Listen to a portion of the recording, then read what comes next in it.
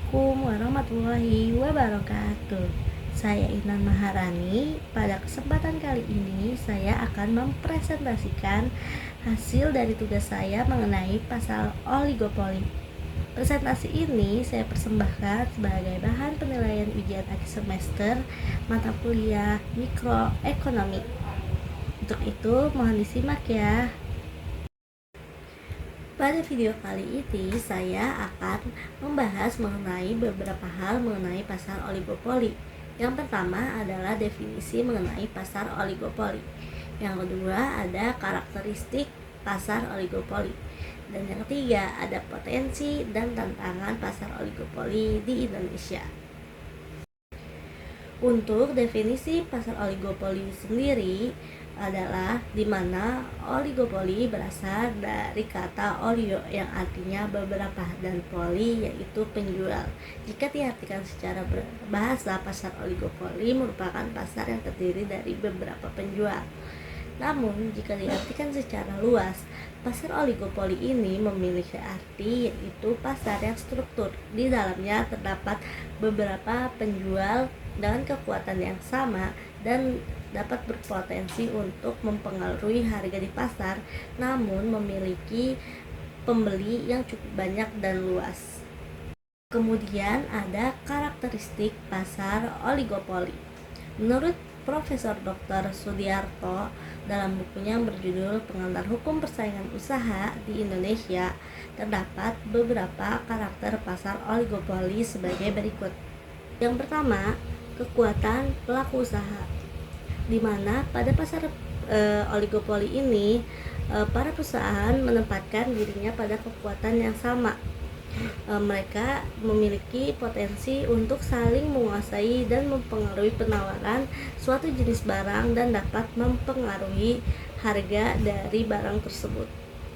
Yang kedua, adanya sedikit pesaing atau pelaku usaha.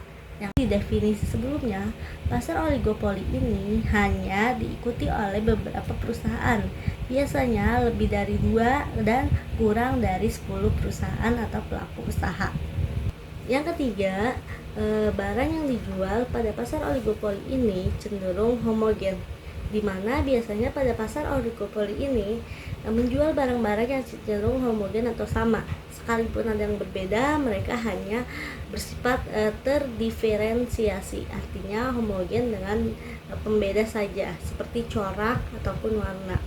Contohnya di dunia otomotif, mungkin hanya beberapa perusahaan besar yang menjual sepeda motor.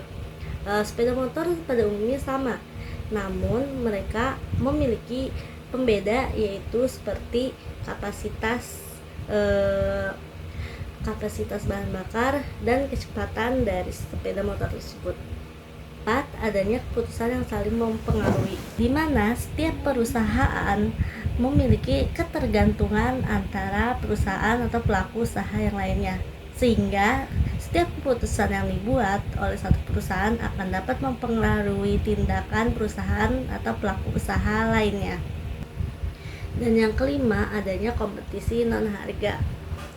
Dikarenakan pasar oligopoli ini memiliki sedikit pedagang atau pelaku usaha, jadi laba mereka akan maksimum sehingga tidak adanya kompetisi harga. Lalu adanya kompetisi non harga, di mana mereka bersaing untuk menciptakan inovasi terhadap pembeda dari produk mereka yang dijual di pasar oligopoli tersebut. Selanjutnya ada potensi serta tantangan pasar oligopoli di Indonesia. Seperti yang kita tahu, di Indonesia ini banyak industri potensial untuk menjadikan persaingannya menjadi pasar oligopoli, baik di industri telekomunikasi, otomotif, transportasi, bahan bakar, atau yang terbaru yaitu industri perdagangan online atau e-commerce. Lalu bagaimana sih tantangan serta peluang untuk pasar oligopoli di Indonesia sendiri?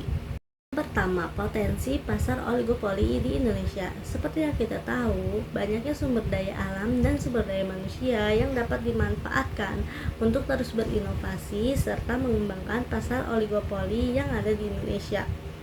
Selain itu juga Indonesia terbuka terhadap perubahan, inovasi, dan kreativitas untuk memacu adanya persaingan yang sehat di pasar oligopoli.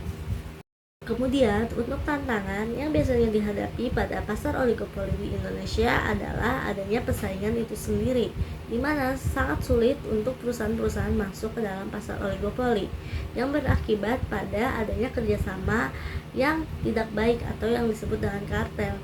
Kerjasama yang tidak baik ini atau tidak sehat ini akan menimbulkan persaingan yang cenderung ke arah persaingan pada pasar monopoli, sehingga kerjasama yang tidak baik ini menjadi tantangan tersendiri bagi perusahaan-perusahaan yang ingin masuk ke pasar oligopoli di Indonesia.